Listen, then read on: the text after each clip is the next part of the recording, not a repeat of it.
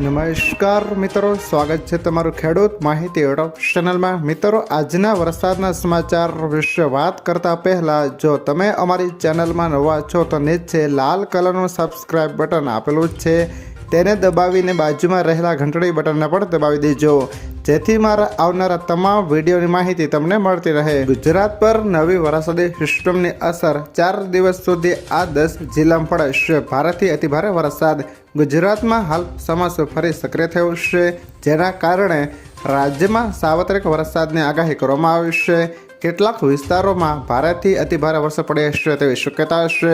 હવામાન વિભાગે ગુજરાતના 8 જિલ્લાઓમાં રેડ એલર્ટ આપ્યું છે, એટલે કે આ જિલ્લાના કેટલાક વિસ્તારોમાં અત્યંત ભારે વરસાદ પડી શકે છે। બંગાળની ખાડી પર બનેલી વરસાદી સિસ્ટમ હવે આગળ વધીને ઓડિશા પહોંચી ગઈ છે અને તે વધારે મજબૂત બની છે, એટલે કે તે લો પ્રેશર એરિયામાં ફેરવાઈ ગઈ છે। આ લો પ્રેશર એરિયા દક્ષિણ ગુજરાતથી કર્ણાટક સુધી અરબી સમુદ્ર પર બનેલી ઓફશોર ટ્રફ રેખાને કારણે ગુજરાતમાં ભારેથી અતિભારે વરસાદ પડે છે।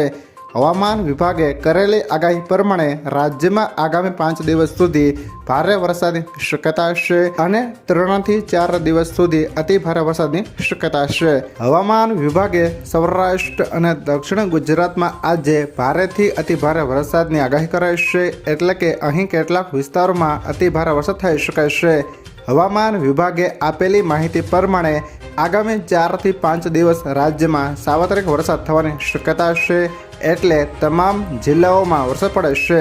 હાલની સ્થિતિ પ્રમાણે જોઈએ તો આગામી 2 થી 3 દિવસ સુધી સૌરાષ્ટ્ર અને કચ્છના કેટલાક વિસ્તારોમાં અતિ ભારે વરસાદ પડી શકે છે। જો મિત્રો આ વિડીયો તમને પસંદ આવ્યો હોય તો લાઈક કરો, તમારા મિત્રો સાથે શેર કરો અને જો તમે અમારી ચેનલમાં નવા છો તો ચેનલને પણ સબસ્ક્રાઈબ કરી લેજો, જેથી મારા આવનારા તમામ વિડીયોની માહિતી સૌથી પહેલાં તમને મળતી રહે।